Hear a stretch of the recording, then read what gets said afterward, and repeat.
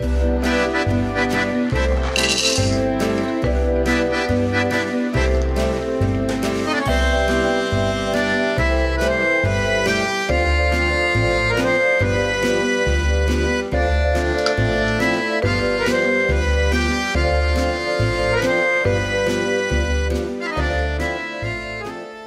everybody, I'm Tom Vasel and welcome to Board Game Breakfast. We're glad to have you here for our weekly show. In fact, there's no Board Game Breakfast live on Thursday this week, so this is going to be an even more packed show.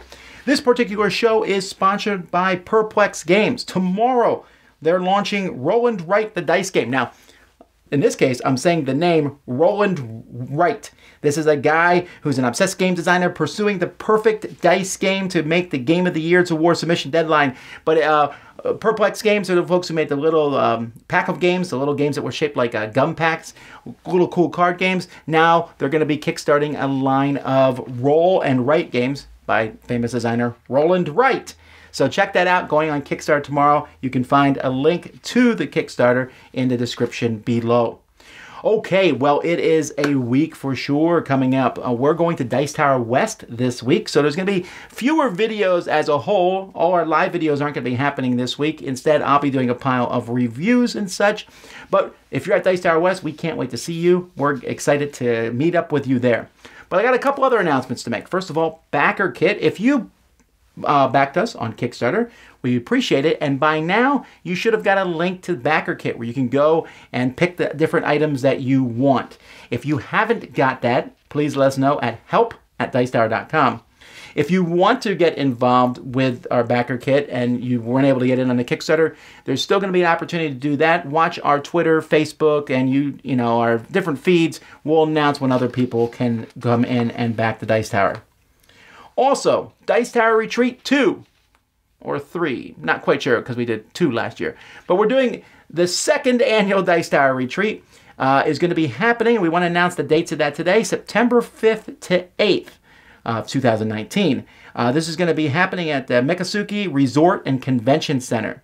Now, if you've never been to a Dice Tower Retreat, this is going to be 4 straight days, Thursday, Friday, Saturday, Sunday, of gaming. There's not a lot of other things. There's not game shows and other events. We have a few small events, but it's mostly come in, play with our fantastic Dice Tower library, and just play games, games, games, games, games, games, games. If that sounds great, you want to get together in just a location where you're going to have fun. I mean, you can also go see the surrounding Miami area and the Keys and things. That's all there too. But if you just like gaming, this is something that you'll want to be involved with.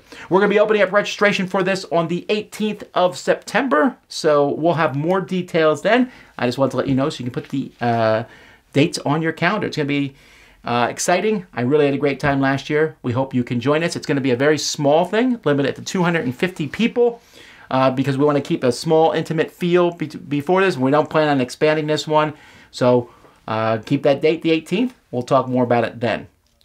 Well, that's a lot of stuff going on, but let's get started now with the show.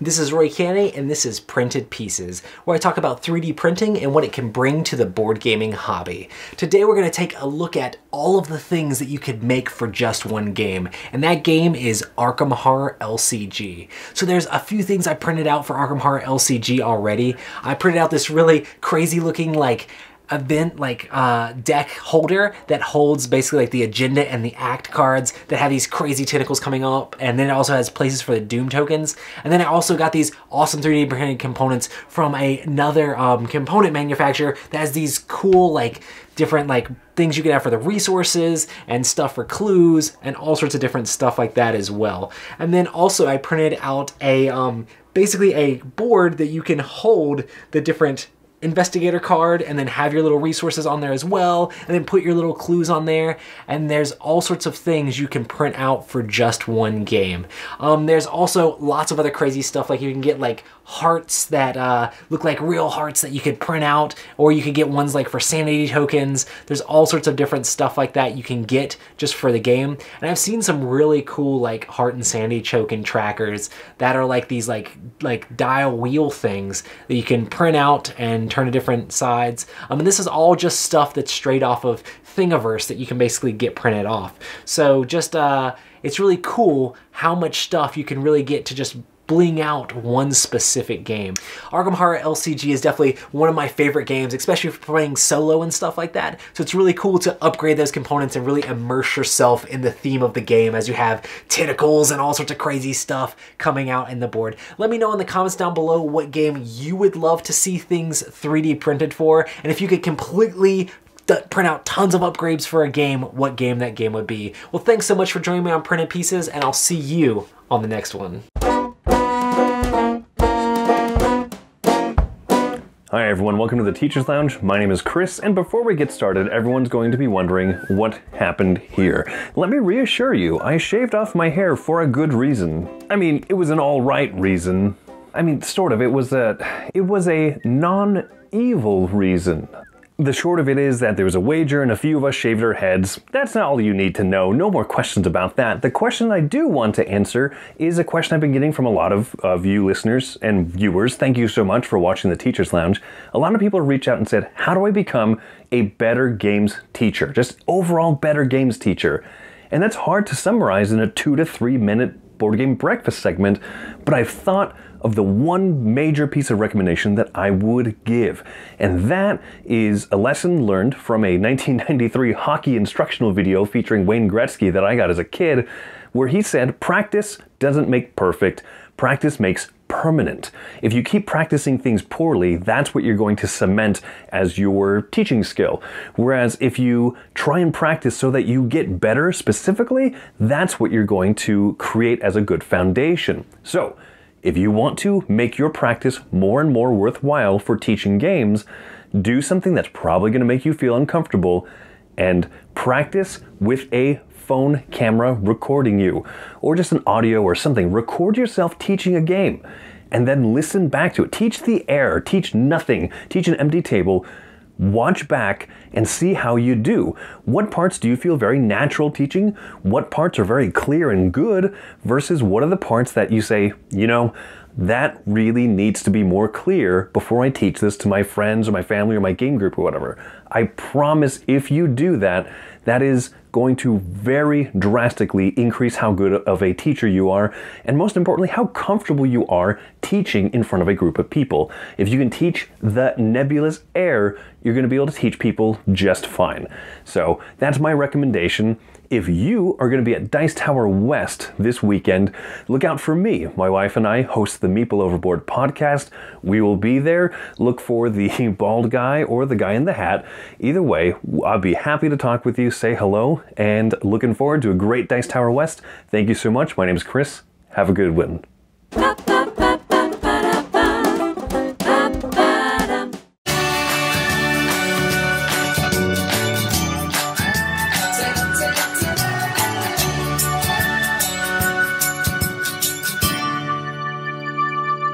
Greetings and welcome to the Mega Meeple. I am Thomas Grogan. Now, we all started somehow, sometimes through somebody in the gaming hobby. I know myself, I wasn't really into gaming beforehand. Stayed with a couple. They were both into gaming and they invited me to be part of their RPG group. And that invitation came at a very opportune time. I was in isolation, I was in depression, come out of being homeless after spending a year, learn how to walk again after being in a coma for 6 weeks. So, sufficient to say that I was not very high on life and having fun at the time. But yet, this couple extended an invitation to me, and I, for some reason, took it. And I had a blast. Not only did I have fun playing this particular RPG, I was introduced to a group of people that was welcoming and inviting and accepting of me, in spite of my physical disabilities at the time. The rest, as they say, is history. I got more into board games, started my own podcast, and eventually wound up here. So what about you? How and who got you started into board gaming? And how were you introduced to it? And what was it about it that appealed to you to the point where you were willing to give it a try? Sound off in comments down below and tell me your story. And however way you came into the gaming hobby, we're glad you're here. So thank you so much for watching, and I'll see you next time.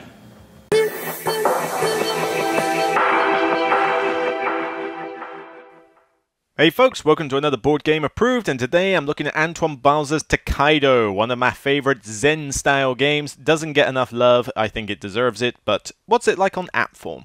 Graphically, the game is gorgeous. I mean, it's a stark background of the white, but everything's animated. You've got smoke from chimneys, you've got the characters moving about, you've got all the colour and vibrancy that the original board game had. It just looks beautiful. In case you don't know what the locations do, you can play it in tutorial mode to get a proper tutorial, or you can have this helper help you with your first game, or you can just simply click on a question mark above a location and it will tell you exactly what it does. The animations aren't the speediest thing in the world, so you might have to wait a little bit before these things finish their turns. In case you can't see the different buildings and decipher them apart, you can always just use this bit along the bottom that tells you what buildings are coming up and how many spaces there are. It's a useful quick reference. What, no happy trees? You can even tell what victory points everyone's on just by looking at the number on the various character. I'm really hungry for sushi or ramen right now. Moving the camera is easy, you just click, hold, and move it along at whatever pace you like. If you want to check what you've got and what your ability is, just click on your portrait. It tells you everything. Where my hot springs are, what meals I've had, what panoramic pictures I've got. Nice and easy to follow. If the animation's too slow for you, you can always just switch on the fast AI, and then it is literally a Benny Hill sketch. I smell some ramen. Is that a blind fish?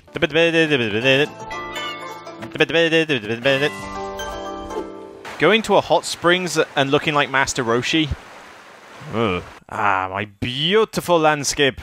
Gotta admit, this just looks so gorgeous. Okay, first off, you're carrying, what, like a house on your back? How do you move that fast? I want to go there for my holidays, seriously. Tokaido was never meant to be a complex game, and the rules on this are dirt simple. I mean, you've got the tutorials to help you, but all in all, it's just nice, charming, beautiful, and just very zen-like, you know, it's relaxing. I feel relaxed playing this game, no matter what happens. Nikki Rimimishi Mimimishi Mimishi. Why are there monkeys in my pool? Seriously? I don't remember bathing with monkeys. I want my money back. If anything, the main thing that this game is lacking is the expansions. This game has been out for quite a while now, and there's still no Matsuri or Crossroads expansion. And as much as I like Tokaido, I do love it with the Crossroads expansion, so when are you going to hurry up and get this done? It really does need these expansions as DLC pronto. But overall, if you like Tokaido, there's no reason you won't like this port. You've got the nice music, which I'm sorry you can't listen to because of this video, but you can certainly have lovely pictures, lovely sound effects, and just feel relaxed playing this classic board game that doesn't get as much buzz as it used to. So that's another Board Game Approved. I'll see you on the next episode, and remember, as always, it's only a game. Take care. I fancy some ramen.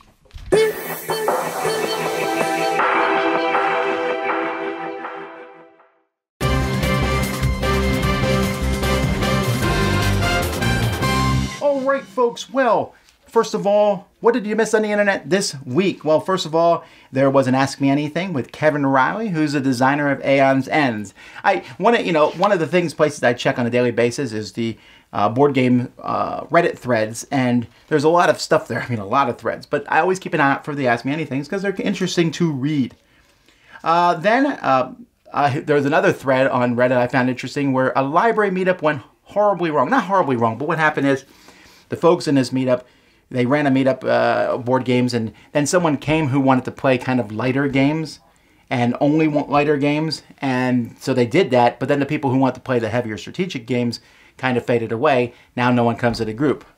And this is kind of an interesting, fascinating talk back and forth about how do you invite people, who do you cater to. There was a lot of good comments in the thread, I thought. Then several things from videos. First of all, check out this video here about the fear of missing out when too many Kickstarters are released on the same day. I thought this was a very humorous video. And then babying your game. This is actually one of the funniest videos I've seen in a while on board games. So these comedy videos that are coming out, I'm really enjoying that.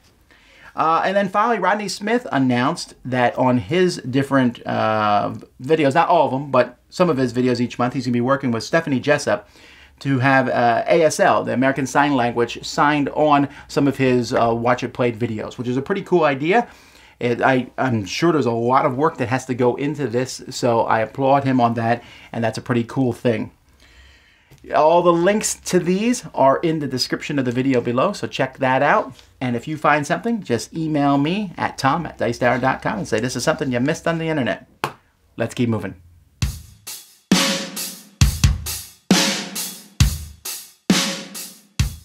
Hey everybody, Z Garcia here, and today I'm talking about another game that made it to the chopping block and did indeed get cut from my collection. That is this gorgeous game right here, Madame Ching.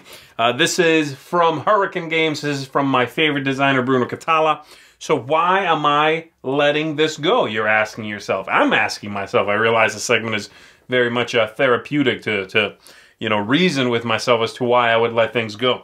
The reason for it is, it's a very large box for the amount of game that feels is in there. This is a Ticket to Ride size box. Now, for a while, the company did talk about putting out a version of this game that would come in a smaller box and would only be for 2 players that they have said is the best way to play this, I guess. I actually liked it with more than 2, but I was excited by that news. I thought, oh, cool, maybe I'll get that one and let this go. It's so big. And that never came to fruition. In fact, they scrapped that idea. But the game also, besides that, is just a little bit of a slow game. There's not a lot of dramatic moments in the game. You are doing this play a card, then draft a card. Everybody does it, play a card, draft a card. And after you've done it 8 times, maybe you score and reset yourself to the beginning and start that slow march all the way again as far as you can get to score something. That's real slow. For this size box, it really, at this point in my collection anyway, it needs to bring some serious heat to the table. And this one, while it's a fun activity and a nice distraction, and I certainly like looking at it, it just wasn't bringing that fire. So, too many other games of this size, and it's got to go. You know, I'd rather, for example, play from the same designer in the same size box, something like 5 Tribes. But that's heavier. So instead I'll say Abyss, which is about as complicated as this. Also as an overproduced card game, I would say, this feels like that, but has a lot more interest, a lot more dynamic turns, fun special powers, things like that. So Abyss would be the final thing that laid this one to rest. So there you go, my Chop Shop pick this time around, Madame Ching. A fun game, an attractive game, but one that I simply don't have the room, both gaming time-wise and storage-wise, to keep around anymore. Thanks for checking this out with me. I'll see you on the next one. Hi, welcome to Boardgame Opinions. My name's Steve. I'm Jonathan. I'm Amy. I'm Mark. And we're back with our final one of this season with these contestants here. Speed quiz. We're going to give them a question, see how many answers they get. If it's a game I've played, it's worth a point. If it's a game I haven't played, it's worth 2 points. And we're looking for the top 25 games on Board Game Geek Rank released in 2018. They've had a minute to think of some games. Okay. We're going to start with Amy. The current scores are Jonathan's got 2.5, Mark's got 1.5, and Amy's yet to score. So can Amy score? Can Mark tie with Jonathan overall? Let's see how they do. You can play at home, guys, and we'll give you some scores at the end. All right, Amy, off we go. Teotihuacan. Teotihuacan's a point. The Chronicles of Crime. Is a point. Rising Sun. Is a point. Pandemic Fall of Rome. Is not there, I'm afraid. Western Legends. Is 2 points because I've not played that. Gugong. Gugong is a point. I love that game. Azul Stained Glass. Is a point. Decrypto. Decrypto is a point. Was Gaia Project last year? It was not. No. It was 2017. Unlock 3. Unlock 3. Oh, that's. I think that's released now, actually. Is it? Yeah. So. Oh, is it Unlock 2? I want 2018. Unlock 2 is not on the list. Heroes on Land, Air and Sea. Oh. He's not in the top 25. Oh. I'm going to open up to the floor so you can shout at any point. The latest Exit. Not there. Brass Birmingham. He's there. yes, It's the top ranked one from last year so far. Arkham Horror. That is not there. Ah. In the top, yeah. Not in the top 25. of course. Twilight Pyramid 4th edition. He's not there. We're looking Everdell. Wasn't it? Everdell is there with 2 points. Yeah, that's good. Agra? Was that last Accurate. year? No, that was the year before, I'm afraid. Whoa. Rajas of the Ganges? He's not in the top 25. I'm going to give you a few more seconds. 3, 2, 1. Time, guys. They missed some easy ones. Let's see how they've scored, though. So I'm afraid Amy did much better that time than the Stefan failed round, but Mark actually wins that with 5 correct answers. Amy got 4, and Jonathan only got 2. That means overall there is a tie after the first season. Mark and Jonathan get 2.5 each. Some of the games they missed, in case you got them at home, you could have Keyforge, very popular at the moment. Yep. Coimbra, pretty clever. The Mind.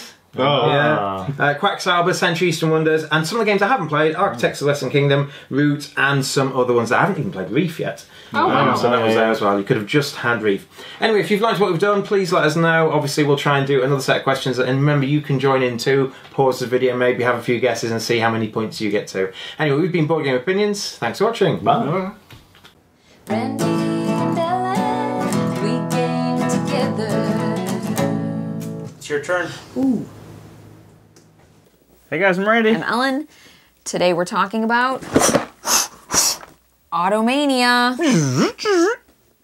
He doesn't know what to do with himself right now because I asked him to hold the box this time.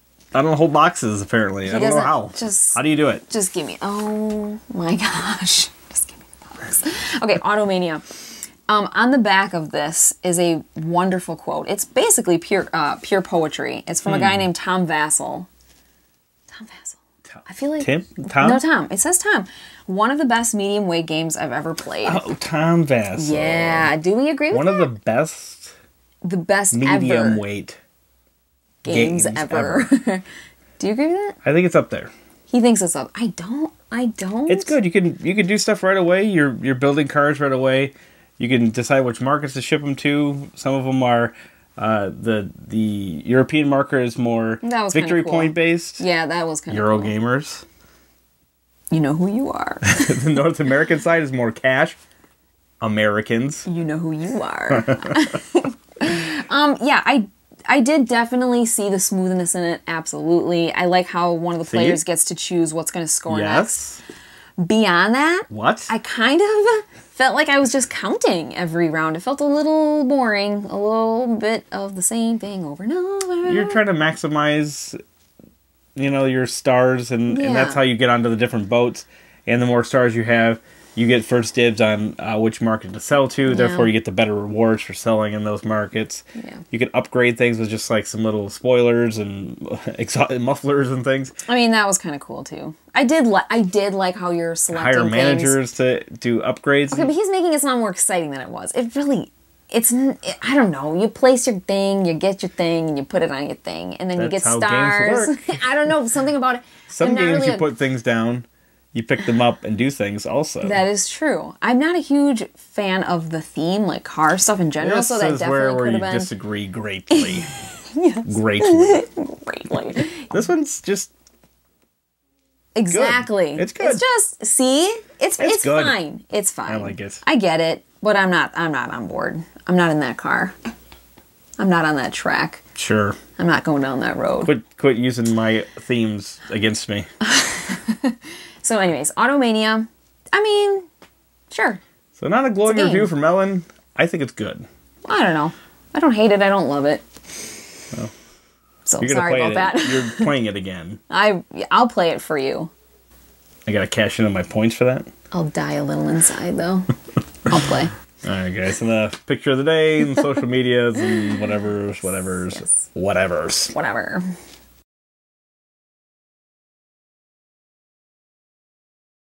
Hi folks, my name's Andy and welcome to Potable Gaming, the show about games that are fun to play in pubs and cafes. So today I'm going to talk to you about one of the first games I think that's maybe a bit big to be carried around. It isn't very portable, but it is easy to carry. But it's good to take with you if you know you want to play that game or have an afternoon playing a few games. And that is of course Onitama. Onitama is a very cool game. It is a chess-like game where you and your opponent are trying to either take your opponent's masterpiece or get your master from one side to the other. And you do this by using these movement cards. So these movement cards all have different movements on them. Once you've got one, you'll pick one, you'll choose a piece to move that way, and you will move it in that direction. Once you've used that card, however, you put it in the middle of the table and take the floating card from your opponent. Your opponent now will make their play, so they will play this card here and move one of their pieces in a similar move, take the card you've just played and put it there and pass it towards the middle. And that's what makes this game so clever. You're constantly cycling the movements around, so you've got to make this very tactical decision. Do I want to give away a very powerful move, or do I want to keep a really good move hidden away and make lesser moves to try and position myself for a killing blow? It is fantastic, and it's very tense, very fun. You can play hundreds of games over and over again, and the beauty is, because the cards are all so varied, you can keep shuffling new ones in, and there are expansions that add more. The game itself has a fantastic setup as well, comes with this little neoprene mat. The pieces are nice, the cards are good. My only real complaint would be, occasionally I feel like you could have maybe had a bit more space for this card, or the cards could have been a bit smaller, but it's a minor gripe. It plays very well, it's nice, it's a beautiful set, it's not too expensive either, and if you want a two-player game to really burn your brain, Untitled is the one. So, I'd highly recommend this. Again, not one you can just chuck in your bag, but one definitely worth making the effort to take out with you. Anyway, my name's Andy, and it's your round.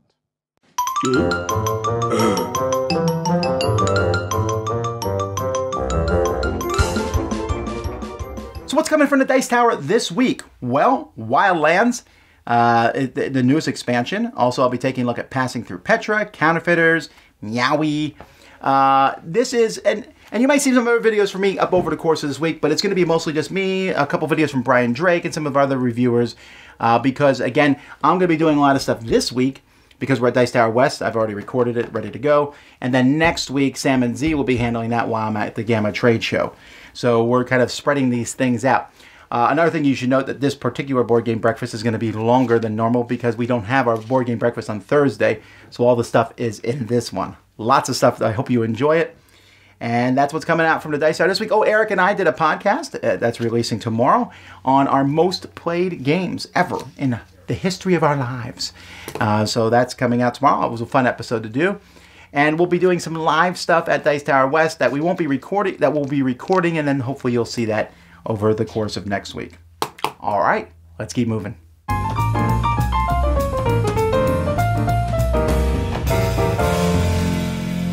Hey gamers, this is Liz Davidson from Beyond Solitaire, and I hope you're enjoying your board game breakfast. Today I want to talk to you about a really fun adventure card game, Heroes of Terranoth. Heroes of Terranoth is designed by Adam and Brady Sadler, and it is the successor / reskin of the Warhammer adventure card game. In the game, you complete various quests, and they actually really do have different strategies that you'll need to use to succeed. You're also going to get a huge variety of heroes. There are 4 different sort of classes of hero, and there's 3 heroes to choose from each class, and you need to be very strategic about the way that you activate your cards. Each of your heroes is going to start with 4 basic cards that you can upgrade at various points throughout the game, but you only get to activate 1 card per turn, and it doesn't automatically deactivate. You have to take other actions that will ready that card again for future use. So the timing of the actions that you take and the order in which you take them really, really matters strategically, and it adds a lot of satisfaction to choosing how to play the game. You do roll dice to resolve combat and to resolve the success of your actions, but this is still a very puzzly adventure card game, and that's something that I really like about it. So if you like really trying to optimize card actions and choose upgrades carefully for maximum benefit, then I think that this game is really going to appeal to you. Happy gaming!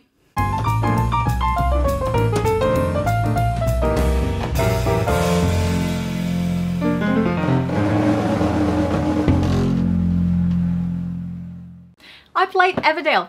Then that makes me want to play another game with pretty trees.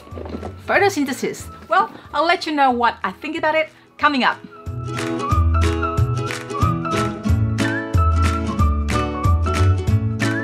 Hi, it's Stella from Meeple University. On our channel we do a lot of overview, how to play, playthrough and vlog, just like this one.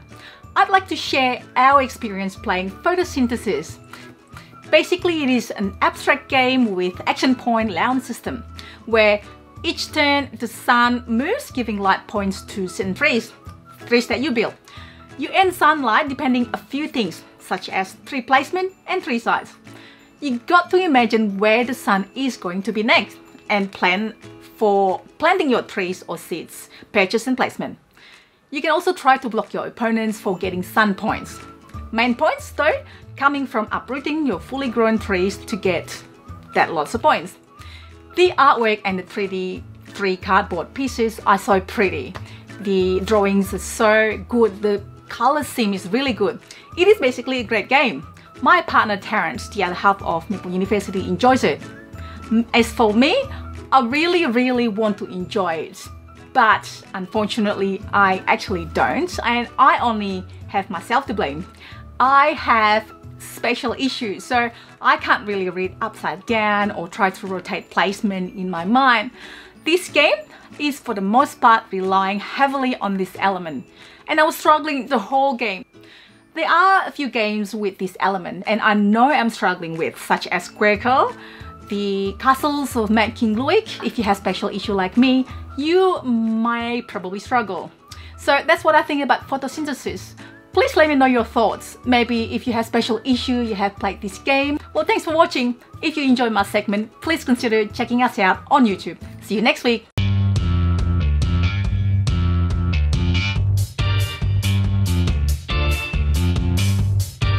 Howdy folks, welcome to By the Numbers. My name is Hunter Thomason from the Family Showdown.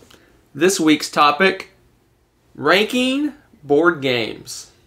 Over on our Family Showdown channel, Rebecca and I have just finished up our top 100 lists of all times, and Rebecca felt that parts of her list might have been skewed, and that got me to thinking about math. The transitive law of mathematics says, among other things, that if A is greater than B, and B is greater than C, then A must be greater than C. So what does this have to do with board games? Well, the way Rebecca and I ranked our lists was with the Pub Meeple ranking system, which it gives you one game and compares it to another game, and you simply pick which game you like better. So why is this a problem? Because depending on which two games come up to compare each other, you may have different answers. Let's take an example. Let's say that I am comparing Castles of Burgundy with Wits and Wagers. I look at those two games and go, well, they take basically maybe the same amount of time to play. I would rather play a strategy game, Castles of Burgundy, over Wits and Wagers. Let's compare Feast for Odin with Castles of Burgundy. I look at those two games and go, they're both strategy games, but maybe I want a meatier one. Maybe I like the meatier one better. So I pick Feast for Odin over Castles of Burgundy. Let's compare Feast for Odin with Wits and Wagers. I look and go, wow, Feast for Odin takes a lot of setup. Wits and Wager is quick and easy to put together. I pick Wits and Wager over Feast for Odin. So we've just broken the laws of the universe because we said that we like Castles of Burgundy better than Wits and Wagers. But we like Feast for Odin better than Castles of Burgundy. But we like Wits and Wagers better than Feast for Odin. How can this be? Because board games. See you next time.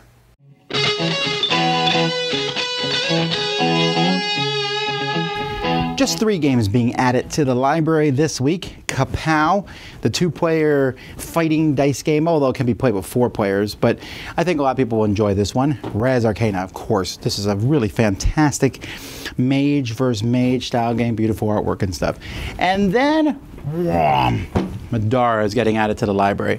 Now, I know not everyone's going to want to play this. I don't know how well we'll go at conventions, but there is a ton of stuff in here, and you'll be able to set it up and have a great time, and convention might be the place to play that. And that's what's getting added to the library this week.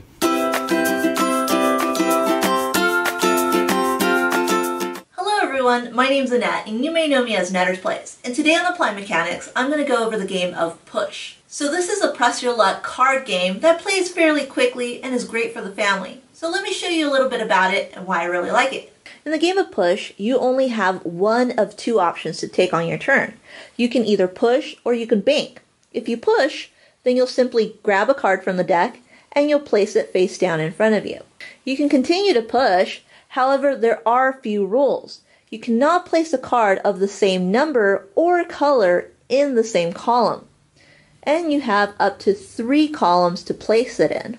The player can continue playing and stop whenever they like. If a player decides to stop, then they take one of the 3 columns and place it into their bench. The bench is simply an area where they collect cards. The switch card will change orientation. Therefore, the player to the left or right can either pick up one of the 2 remaining columns. And then you'll continue where the other player will take the last column. Players eventually will be collecting cards into their bench. If a player took the roll card, then they'll have to roll the die. Whatever they roll, they'll look at their bench and remove the cards of that color. If a player rolls the black and white star, then they won't have to remove any cards. If a player continues to push their luck and does bust, then they won't be able to collect any of the columns and put it in their bench. On top of not collecting any cards, they'll also have to roll the die. Instead of pushing, players can also bank a certain color of cards that they've collected.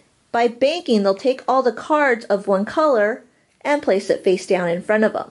Once the deck is done, then the game is over. Players will add up the value of the cards that they've collected in their bank along with their bench, and whoever has the most points wins. So as you can see, this game is fairly quick and simple because you only have one of two options on your turn. You can either push or bank. Because it's so simple and quick, this is a great filler or a great game to introduce anyone to. And that's why I really like Push. Well, thanks so much for watching, and we'll see you next time. Bye! Hi, Ilka. Hi, Dave. Hi, everyone. It's that time of year. It's time for spring cleaning, and we, of course, want to do a board game spring cleaning. Yes, we wanted that. Dave is so on board with this because we're going to use the Kondo method, the Marie Kondo method, the famous Japanese cleaning expert. And she's on Netflix now, and everyone's watched it. Dave hasn't. But I read her book. So her thing is, does it spark joy? Does a thing that you own spark joy? Then you get to keep it. And if it doesn't, you get to toss it and say thank you, because you've served me well. Okay. Yeah. So you want to go through the whole board game collection? Sure. We are going to let the dice decide which section of our board game collection is going to be cleaned out first. Welcome to the Purge. Here we go. Ooh, double numbers. So 2, 2. So that's 1, 2, 1, 2. It's this. Okay, what do we have here? We took out square 2, 2, and this is the content. Dicey with all the expansions inside the box. A game that we have collected loads of cards for. Yeah. We have to say, we love it. Yeah. It sparks joy, absolutely, but we never play it because we hardly ever find people to play it with.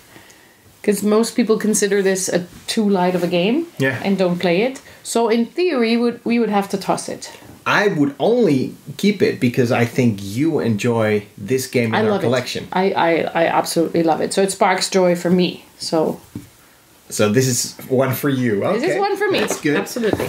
Cryptid. This is a brand new game. Last year we got it. It's about a very abstract way of deducing where the animal is that you're going for. I like it, but we haven't played it as much. No, well, that's true. just when we got it. Does it spark joy is the question. I would say no. Really? Well, it was nice playing it. I would play it again, but it doesn't have to be in the collection. Okay. So this one's out. Ooh. This one's pretty special. This is a Mattel game. You think it's a toy, but there's really a great kids game in here with loads of choices you can make. I think it's called Wizard Wanted, something like that. This is a great game. Not especially for me. I hardly remember it, so it must not have sparked joy. Yeah, this is a good game, but I would say thank you for being with us. See, this is how you do it. A couple of nice plays. This is exactly how you do it. Now we come to a hard one. No, this is not hard. This stays in the collection. Of course it stays. This is such an amazing game. Of course it stays. This sparks joy. Look at me. This is sparks joy. This is including the expansion Rails to the North. Amazing game. And I have a very, very fond memories of playing this with Mandy. Of course this one stays. This is easy. We'll continue this series. Bye, everyone. Bye.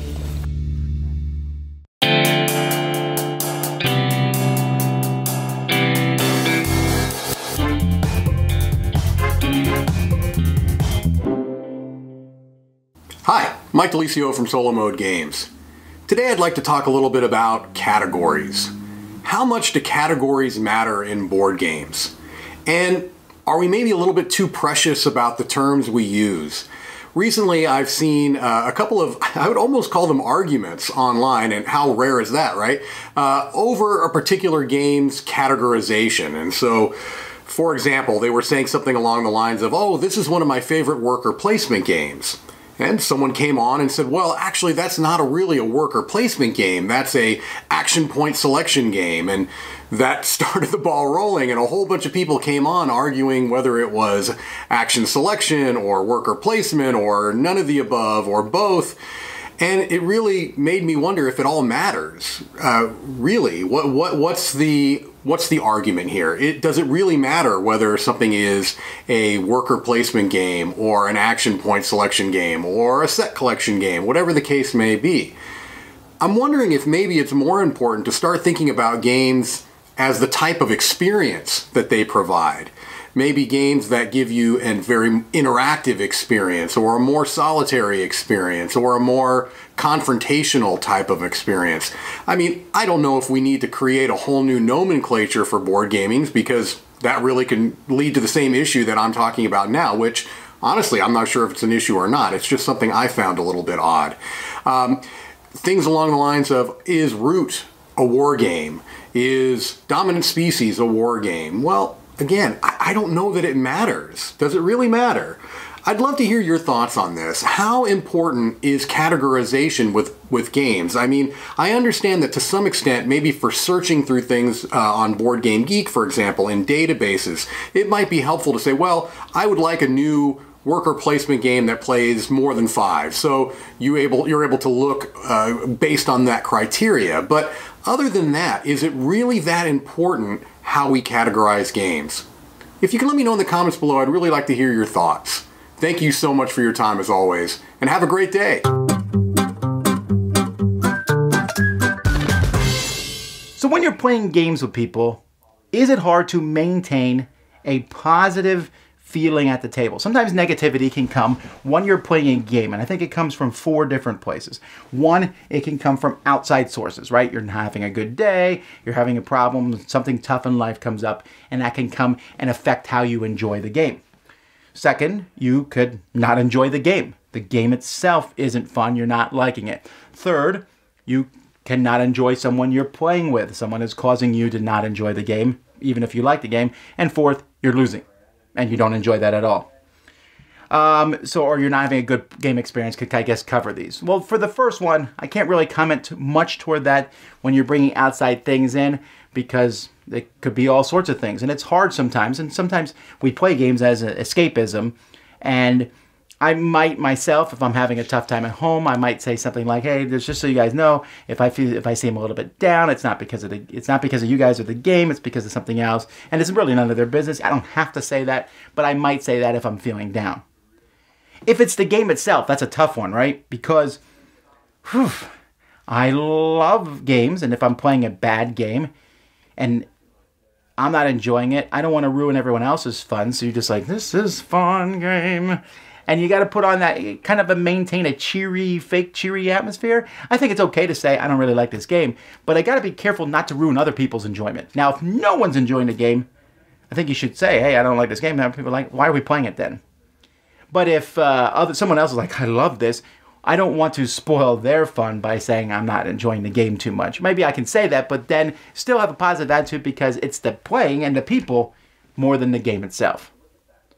Now, if it's the people, that's a very different thing, right? You know, I'm playing with someone and they're a poor loser, poor winner, analysis paralysis, rules lawyer, whatever, you know, the thing is.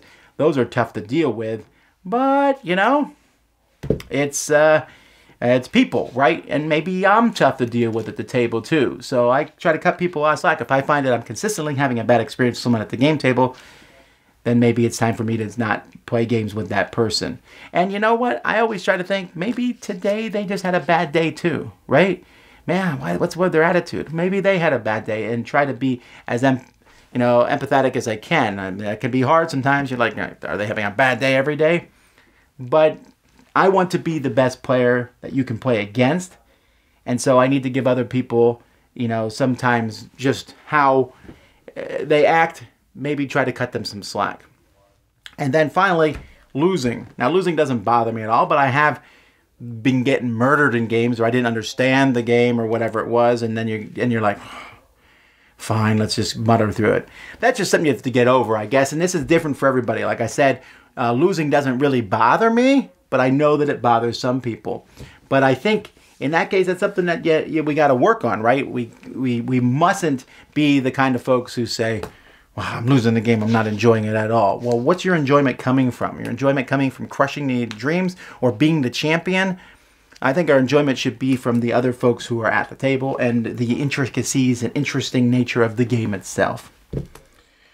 So what do you guys think? What helps you maintain your joy at the table? What are the enemies of joy at the table, and how can we combat them? Let me know in the comments, and let's keep going.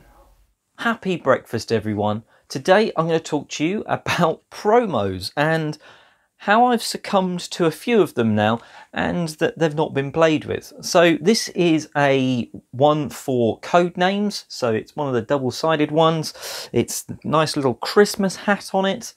And it's cool. I haven't actually played the game in a few months.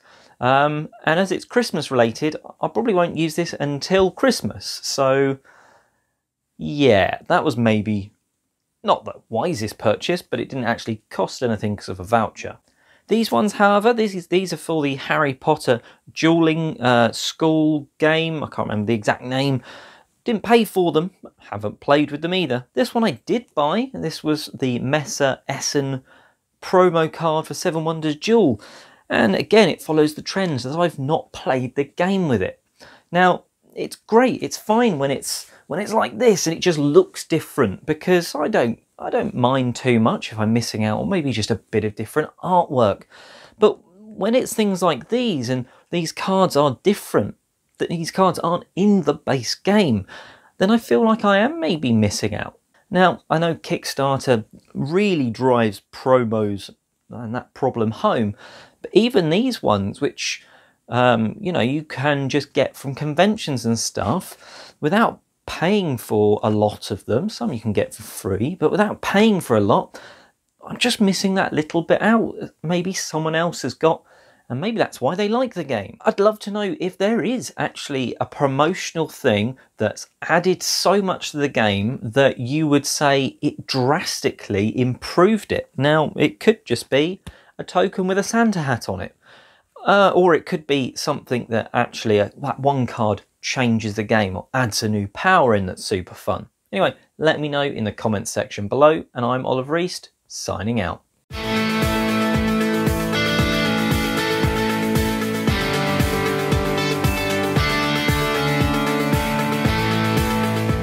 So hey everybody, welcome back to another What's in My Game Bag segment. So this is where I'm just going to show you what's in my game bag currently that I'm taking to different events. Now, I'm only going to do this every once in a while because it takes me some time to get through some of the games. I can't blitz through them like some other reviewers do. It takes me a little bit more time because I'm not as fast reading the rule books and so forth and so on. But anyway, what we're going to do is take a look at this. I already have it unzipped, so let's go ahead and boom, and I'll show you what's going on. All right, so this one I think was in the one last time, Atlantis City Island of the Gods. So I'm still working on getting this one to the table. I've tried a couple of times and it just didn't fly.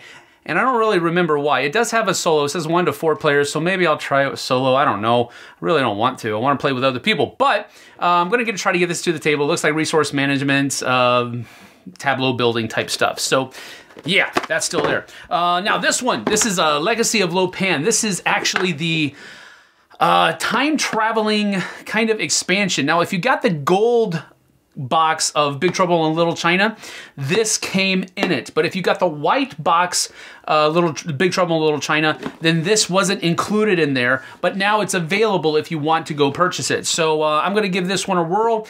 It doesn't look like it has a whole lot of differences as far as how the game plays, but it's got a lot of extra stuff to do as far as the quests that you're doing.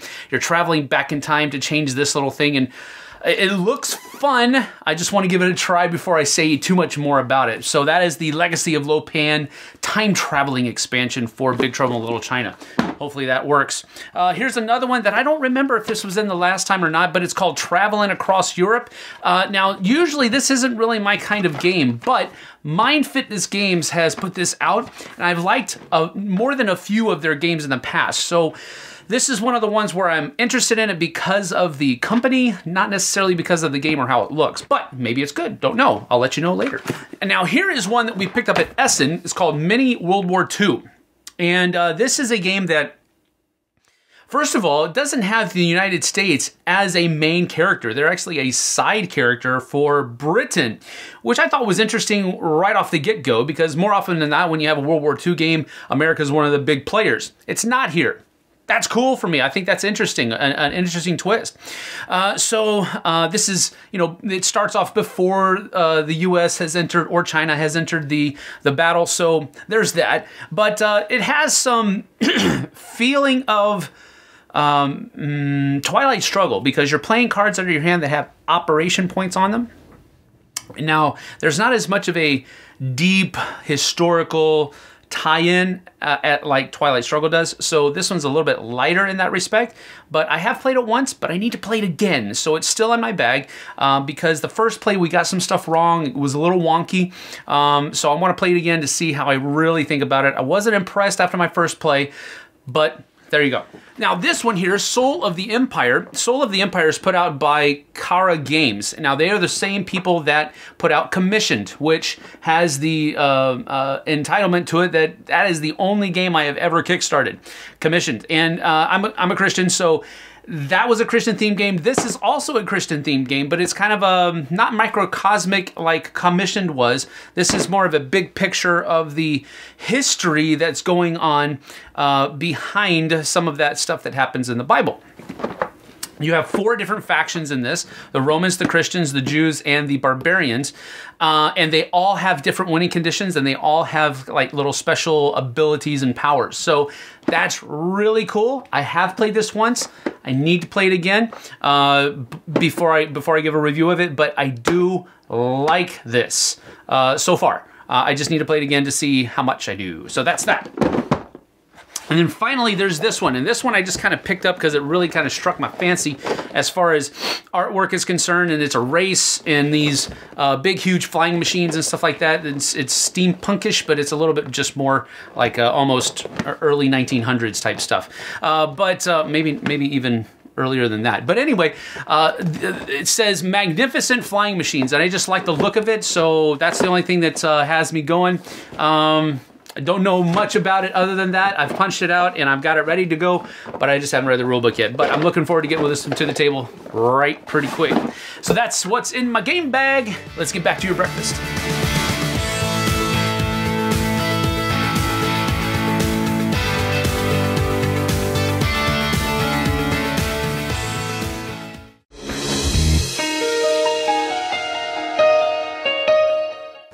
Welcome back to a Fellowship of Meeples. This is the show where we talk about the gaming group and how you can make your gaming group the best it can be. Now, much like Scar, the Disney villain from The Lion King, we're going to be talking about be prepared. Being prepared for your gaming night. First and foremost, part of being prepared is you may need to show up early and go ahead and set up tables and chairs just to get it ready to go. And the thing that we do is we actually set up lighting sometimes just to make sure everybody can see the pieces and the game in front of them. Of course, you want to make sure you have the game itself. Also, be sure you have all the pieces. You know, sometimes with the heavier games, we actually store things outside the box in those Play-Doh boxes or what have you, and you want to make sure you have everything that goes with it. Any accessories that you want to use, like I like to take little cups that we use to sort pieces, and just think ahead, and whatever you need to play that game, make sure that it's all there and ready to go. Another tip is if you're going to be eating food or snacking during your game time, go ahead and prepare whatever food you intend on eating beforehand, or like in our situation when we're playing at our friendly local game store, go ahead and suggest before you start playing the game, everybody purchases their snacks and drinks and bring it to the table with you. And also make sure that you know how to play the game. If you're responsible for teaching the game, make sure that you understand the game. Don't try to learn a new game while everybody's watching. Nobody really likes that. Ain't nobody got time for that. So in summary, just know that planning ahead will make things go a lot smoother and a lot more enjoyable and fun, especially if you have someone new joining your game night. Hey, thanks so much for joining us here on Board Game Breakfast and for this episode of a Fellowship of Meeples. We will see you next time. So long. Hey everyone, I'm Steven with Board Game Weekend. Today we're going to look at some game upgrades for the game Root. Let's get to it. First thing we're going to look at is some screen printed bags from the Board Game Geek store. And these are screen printed on both sides. They have a really nice look and soft feel to them. You can fit all the factions components inside. And we have the base game factions, and also it comes with the expansion factions from the River Folk expansion. These are really cool and it'll help organize the components in your box. Here from BGHQ, we have 3D printed tokens for each of the factions. So these replace the cardboard chits in the original game. So we have these cool 3D ruins tokens and the buildings for the Marquis des Cats, each with the same symbol, but just kind of in this cool 3D pattern. And we have for the Woodland Alliance, the Rebellion tokens, and we have the Roost for the Eerie, and the Vagabond has an each character, even for the expansion factions, again 3D printed. And then we even have the expansion factions with the markets and different tokens. These really make the game pop a lot more, and these are really my favorite thing that I've ever gotten for Root. I didn't think the cardboard chits were bad, but once you have these on the board, they're a lot easier to see since they're in 3D, and they really make the game pop and really make it much more enjoyable, especially going to pay a lot over time.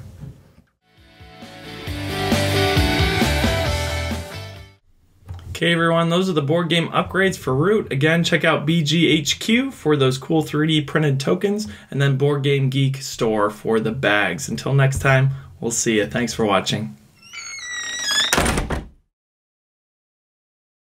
Okay, well that's it for Board Game Breakfast. Thanks so much to all the contributors and all the stuff going on. I hope that I'll be back later today at I think 2 p.m. or 1 p.m. to be doing a live Q&A, so I'll talk to several of you then.